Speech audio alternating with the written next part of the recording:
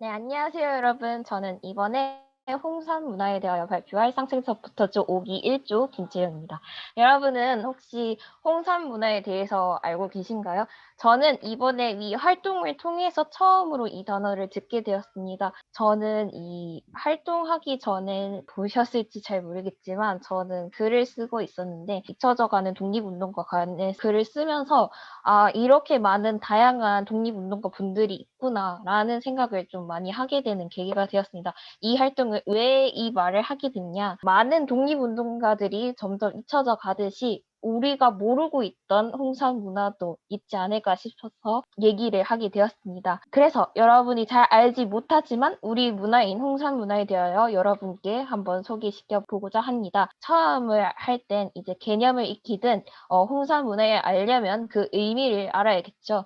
여러분이 보신 이 유물들은 홍산 문화에 관한 한 증거가 되는 유물로 홍산 문화가 우리 문화라는 것을 보여주는 중요 유물이라고 합니다. 홍산 문화는 중국 동부 지방에 등장한 문화로 내몽골 동부와 요서의 일대 중심으로 분포돼 있어 이 시기에 처음으로 제사 유적이 발견되었다고 합니다. 홍산 문화의 인류학적 조명이라는 어떠한 책이 있는데 거기에서 보시면 홍산 문화의 인류학적 조명의 우화 유정의 챕튼과 조이족이라는 내용을 보면 홍산 문화의 후기, 중국에 있는 내용이 한 문화에 있는 유적들이 홍산 문화의 한 후기에 속하며 배달국, 우리가 배웠던 배달국이라는 내용과 우화량 유적 토템 문화와 신고 문화라는 내용이 잘 드러나 있습니다. 또한 후계국이 고조선이면 이러한 차원에서 우화량 식무시는 청고조선 문화라고 할 수 있다. 라면서 단군 신화의 내용을 바탕으로 내용을 이어가고 있었다고 합니다. 여기서 홍산 문화의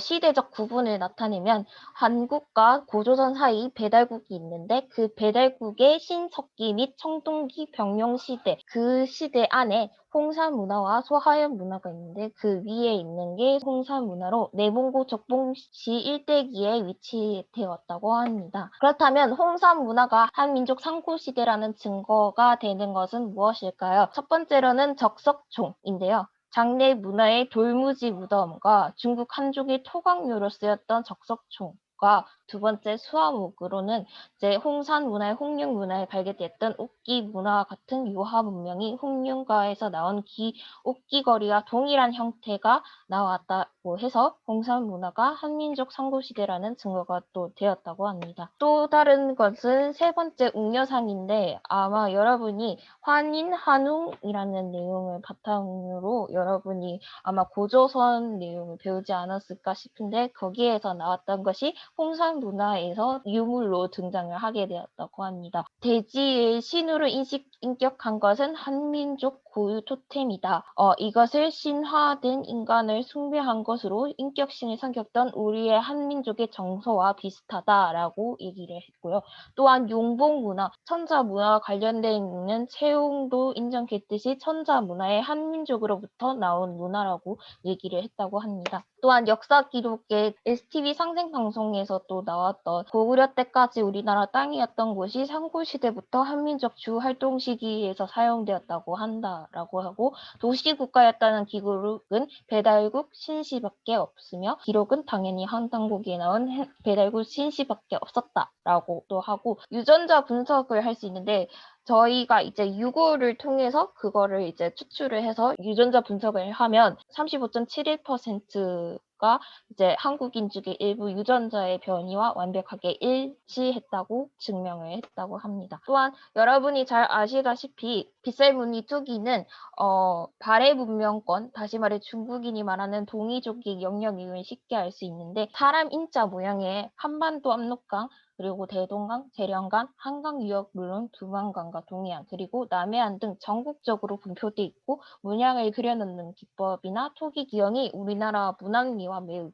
상당히 유사하게 되어 있다고 합니다. 서포터즈 활동이 아니었으면 홍산 문화에 대해서 정확하게 알고 있지 못했을 겁니다. 지금 현재 사람들이 살고 있는 이 사람들, 일반 사람들에게서도 홍산 문화는 무엇이냐라는 말을 점점 듣게 되겠죠. 오늘 살아가는 이 신화를 통해서 사라져가는 의식을 되찾는 것은 역사를 복원하는 인간의 위대한 작업입니다. 우리가 독립운동가를 기억하듯 어떠한 문화에 대해서도 정확하게 기억하는 것은 매우 중요하다고 생각합니다. 신화의 검은 악령은 물러가고 새의 역사의 광명이 찾아온 것이며 단군 신화는 더 이상 만들어진 신화가 아니라 새로운 사화이고 그 새로운 이름이 당근 사화이며 환단사라고 지정하듯 잊혀져 가고 있는 홍산 문화 또한 기억되어야 된다고 생각합니다. 역사를 잊은 민족에겐 미래는 없다라는 말이 있습니다. 즉 우리가 알고 있지 못한 홍산 문화를 제대로 잘 알고 기억을 한다면 후대에 이어서 그대로 기억하지 않을까 싶은데요. 지금까지 발표를 들어주셔서 감사합니다, 여러분.